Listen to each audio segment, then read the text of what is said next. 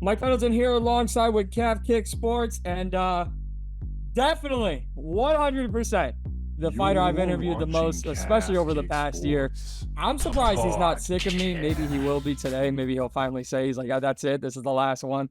But super excited to welcome back and once again talk to the one and only Cassius Clay Collard. Clay, welcome back. I do have a bone to pick with you though. I said something different. Oh, I remember. Let me just Sorry, paint this man. picture for you. You tell me, for those who didn't see the last interview, you said you were gonna grab the mic and say, "Are you not entertained?"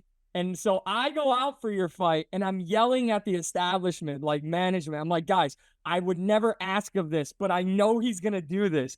So please put the audio on. I So they blasted it through the whole bar, and then I didn't hear it. I didn't hear it. oh, my bad, brother. My bad. I just, in the moment type of thing, I No, guess. I get it. I 100% get it. And they were like, "What happened?" I was like, "Listen, in the moment, coming off a huge win, which you are, man, and you moved on, and like we talked about, heading into your fight against Patricky Pitbull, where you got the win. You're home with PFL. We know how the AJ McKee fight went, didn't go your way, but now you're back into the PFL tournament format. How good did that win feel over Patricky Pitbull?" Yeah, getting the win felt great. Getting the 5 points and being, tied at the top of the board is nice as well. So I'm super excited for the next one. It's in my home state, which is awesome. I'm super excited about that, and I think it's a good matchup. So it'll make for an exciting show for sure. You'll be taking on Mads Burnell in the main event, June 21st, live from Salt Lake City, your home state. What does that mean for you? Does that bring a little, not, I don't want to call it pressure because the PFL style is something you're used to. You're used to fighting in big fights, but fighting home, is there a little more level of comfort maybe? Yeah, man. I'm really excited that it's close to home. I don't have to travel very far. I don't have to pack as much. I'm used to coming down here in Utah and spending a little bit of time. So I'm excited. Yeah, it's just the crowd. All my people are going to be in the crowd. So uh, I'm going to feed off their energy, and I'm super stoked. Wife included, she'll obviously be there, right? Yeah. Depending, we're thinking about bringing the baby. He's almost 2, so That's old we'll enough. see. That's old Yeah, enough, right. right? Yeah, he's already wrestling kids at school. So Well, obviously, back in business for you and another main event. Obviously, I know, you had the quote to me a year ago about you're chasing the gold money can't buy. Besides that, though, Clay, what gets you up for every single, because it's not easy, and I know it from talking to other fighters who are in this for the first time this year. What gets you up every single day besides the aspirations of chasing gold and all of that? just dedicated to the sport. I'm dedicated because it's how I provide for my family. It's something I'm very passionate about. It's something that's helped me throughout my life in so many different ways that like fighting did for me.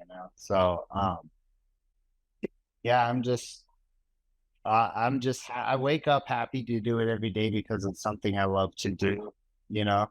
So I think I'm gonna do it until, I'm like Tony Ferguson said, I'm gonna ride it until the wheels fall off. That's something I heard earlier this week too, from somebody else who said, once I'm only in here to make money and it's no longer fun, I'm not doing it anymore. So I appreciate that aspect and mindset of things. But all right, taking on Mads Burnell, what are you expecting in this fight? I'm sure he's gonna be trying to wrestle. So he's got some good boxing. I think he might try to play on the feet with me for a little bit, but I think we see Mads Burnell's ground game try to take the advantage in the fight.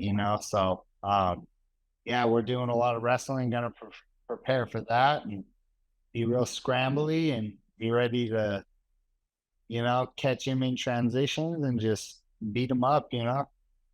Let me ask this then. Obviously, you're prepared for one side of Mads Burnell. I know you're prepared in every way, but what you really expect more than anything else, how much enjoyment did you take? Because I know we talked before the Patricky Pitbull fight, but how much enjoyment did you take in having Patricky stand there and it ultimately led to the great finish that you had to have a guy who was ready to go to war with you? How enjoyable was that for you? Yeah, I keep saying, man, anybody that's gonna stand there with me, they're gonna get beat up, and that doesn't mean it's without any punishment. I definitely got caught and dropped in that fight in the first round. So yeah, I'm game, and I'm gonna come back, and I'm gonna put the hands on you every time. And so I think if they're smart, they're not gonna want to play that game with me. I think Mads is smart, and I think we're gonna see him wrestle. So And you're obviously smart because I would think some fighters who love, the war like you do, they would opt to push it and try to make that war happen and could get caught or could, take the fight to their opponent's advantage. I obviously know that's not going to be the case for you. So let's go back to, Saudi Arabia. I know the fight against Aj Mckee did not go your way, but all the training and time that you spent wrestling and grappling, and now you get the W against Patricky. How are you using not only the training from the Aj Mckee fight and the Patricky fight, but also what you're doing for Mads, combining all that to help you in this fight against Mads? it's just stacking the days. I think that's the most important thing. It's just doing it every single day, even multiple times a day, and just stacking those days up and getting as much time in as you can. That way, no matter what situation you get put in, you're able to think out of it. So yeah, it's just putting in the time, putting in the work. Uh, fighting back to back to back helps because you just keep training. There's no training camp. It's just a full-time thing. It's a full-time lifestyle. So I was gonna ask. That was actually my next question. Is how do you go about scheduling and maneuvering your day to day life? Because obviously, when you get into the tournament, it's every 8 weeks and all that. But you come from Saudi Arabia, and then you jump into the tournament, and now you got the turnaround. How do you go about day to day and handling this? man, planning anything is hard. My wife sure doesn't love it. I'm sure. But yeah, I usually take a week off after a fight, and anything that I want to do or need to be doing or vacation or whatever, I plan it and schedule it the week after a fight. Hopefully, I'm not too beat up, and we just kind of yeah, everything's kind of based on my fight schedule, and so um, yeah, it's just a lot of juggling. The good news with PFL, right, is that if things go according to plan for you, at least you can tell the wife, listen, it's a season. As soon as the season's over, we'll have X amount of time to take Yeah, some time off towards the end of the year. I know obviously the finals are at the end of the year, but it's got to be tough. And I obviously praise you and your wife for being able to maneuver a day to day schedule on that. I'm sure it's not easy, especially having a little one. With you taking a main event slot here, not only in your home state, but continuously getting these big opportunities. Do you feel you are one of the premier faces in PFL?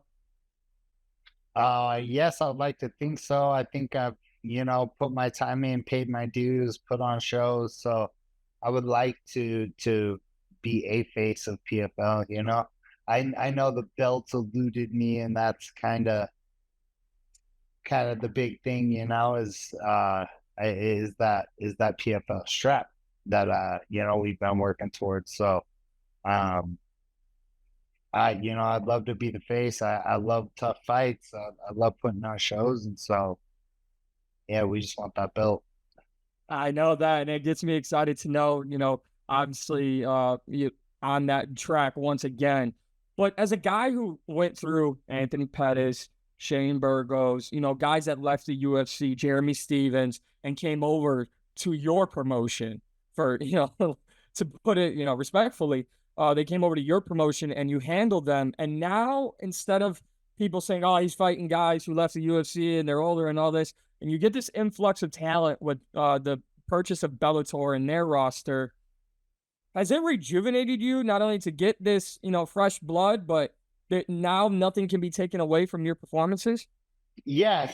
There I think everybody in there is dangerous and tough. You got Duford got to finish. You got Primus who's got to finish. So you got these guys that are in there putting dudes away, and they're big and they're strong and they're fast and they're scary, So, and I think that's every guy in the division right now. So, yeah, it's definitely challenging. It definitely, keeps you focused when you have that thought in the back of your mind, like, dang, I want to face that dude with massive arms that's gonna try to choke me and rip my head off. Like, oh, I better, stay on top of my game and ready. So, I think that's just what we do. That's just what you got. That's why it's a lifestyle. And I know I've asked in the past, but I'll ask again. Now that we're in the second round, how much more, if any more, preparation comes into not just Mads Burnell, but starting to look around those other names that you mentioned, the Primus and those other guys, Michael Dufort, who got finishes. And obviously it's one fight at a time, but how much do you start looking around going, all right, I got to be prepared for this, and this, and I can continue to work on it throughout my lead up to it? After the first set of fights, we have an idea of who and what we're gonna face, and it's just when. So yeah, we're preparing for everybody. We're preparing specifically for Mads Burnell a little more right now, but that doesn't mean that preparing for him doesn't help us prepare for these other guys. So I like to stay focused on me and just work on my game and just be ready, and that's what I'm doing. So I can't wait for it. I know the fans can't wait for it. All right, do we have anything planned post fight for this one? man, I won't hold it against you. Obviously nothing goes according to plan. You get popped in the mouth, you start thinking a little different. But yeah, no, I don't have nothing planned.